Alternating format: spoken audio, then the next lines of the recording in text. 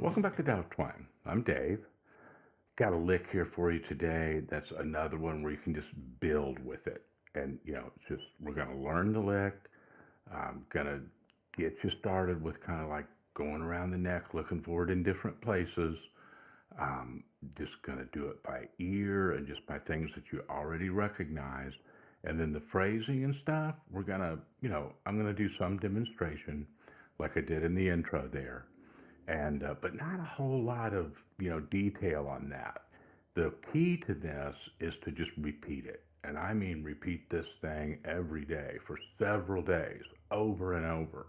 Mix it in with other stuff, but make sure you're doing it every day. I guarantee you that in this style, this kind of rock blues, Stonesy style or whatever, stuff's going to start happening quick. So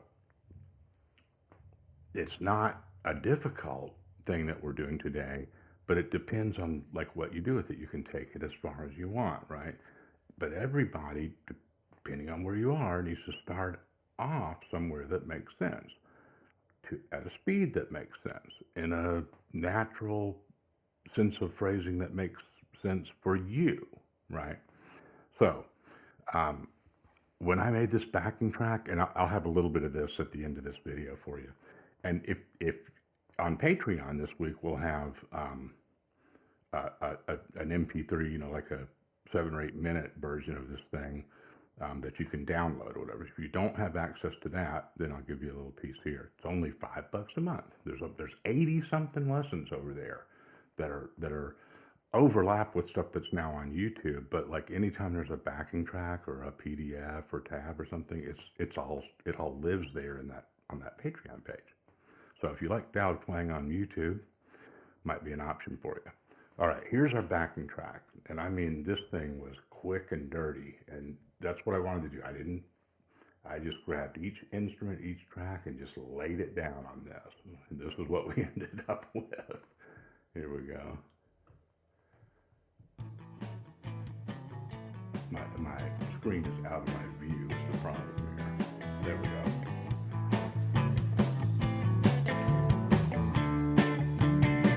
So it's an A.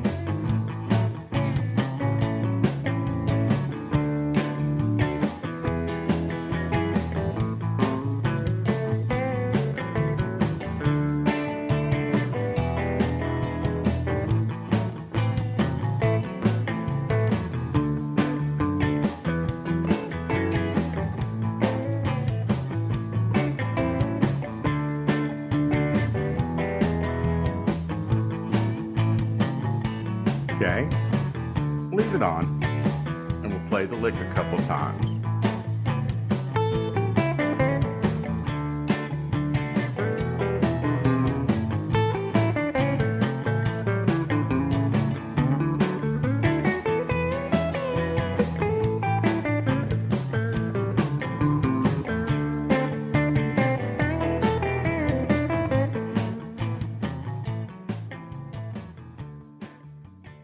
Okay, now there's a handful of licks going on there, right?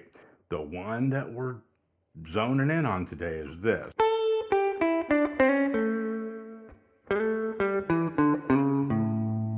Now, the phrasing of it and stuff, you could do a slower kind of hammer.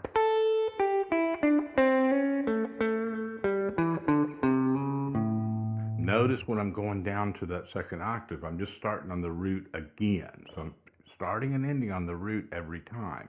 After a while, you can use it intermittently, right? You just mix it into other phrases and stuff. But just to get it under your fingers and get moving around with this. See that slide? You can slide it or hammer it. And so what we're doing is we're going down the minor pentatonic scale and enclosing that major third.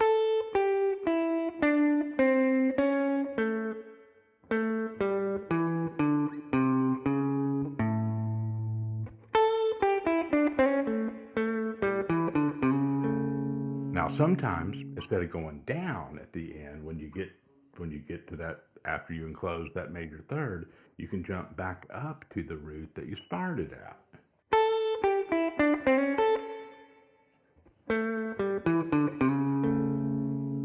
makes sense? So, it's the same kind of note theory as,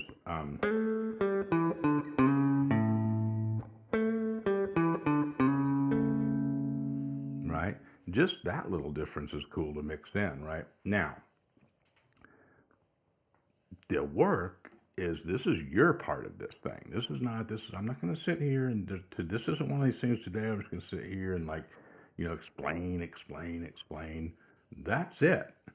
But that thing exists all over the place. Sometimes it might cross, over a couple of different positions, but I could have also gone, see,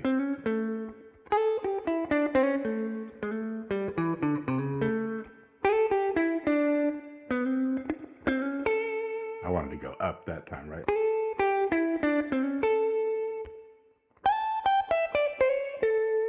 I don't care what fingers you use or any of that. Just, don't try to remember it like by what it looks like everywhere, right? That'll just drive you nuts. Just get in there.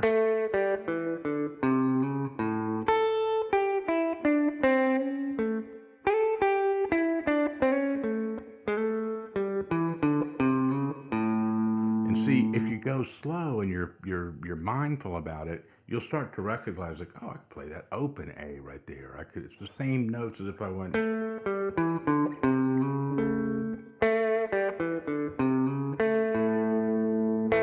Right, and then you just start getting all kinds of, different shapings and contours of it. And again, the phrasing part of it, when we put the track on, some of that'll just kind of, work itself out. Okay. Don't worry about trying to, I don't know the phrasing. I have to kind of, it's not tabbed out. I don't know the timing. Just, just get in there and work it. And you just get in there and dance with it until it works. And you'll see, you'll come across the same kinds of phrasings that anybody else would eventually. And hopefully a few of your own that just sound like you. So now, that's our game plan, right? We move around as many places we can find.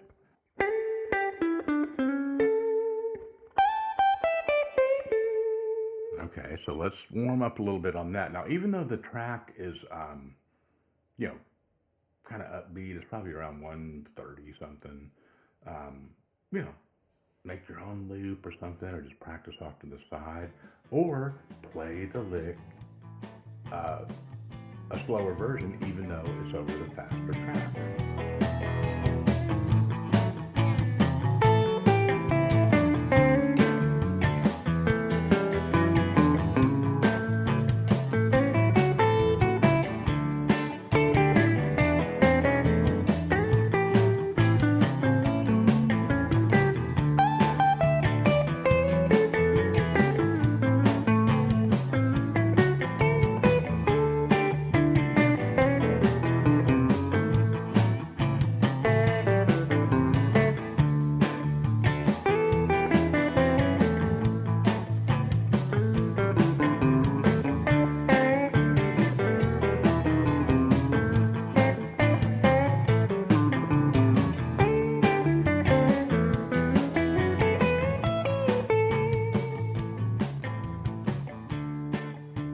This is a fun little backing track.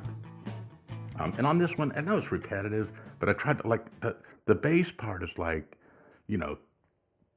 32 measures or something. I didn't just repeat, 4 measures, whatever. There's a little bit of, different stuff going on in there. The drum beat's just the same the whole time. Sort of like the Stones. I'm reluctant to say anything more about this because what happens, I think, is not critiquing anybody's, behavior or practice skills or whatever, but I think that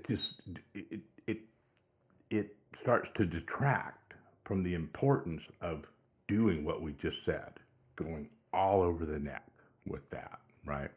And I will just say that you could just play, your blues scale stuff mixed in there, major or minor pentatonic. And I'll give you one little nugget here, just because some of you are like, yeah, I'm not gonna. I got that. I don't need to practice that or whatever, right? So, okay, um, you know, stuff that you can add in there.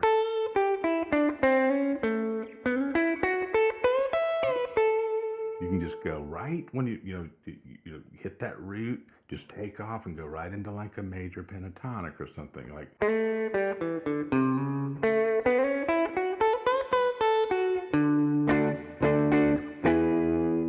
Mix your chords back in there. That's all I'm doing in that intro. I'm just doing a little bit of blues scale stuff mixed in with that lick, and then playing like some of the chord rhythm stuff here and there as I go.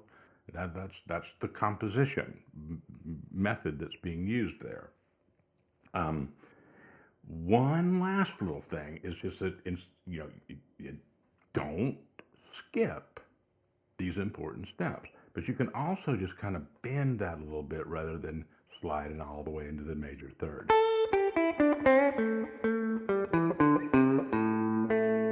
Right. Obviously, that's more of like a blues scale thing, like a minor pentatonic.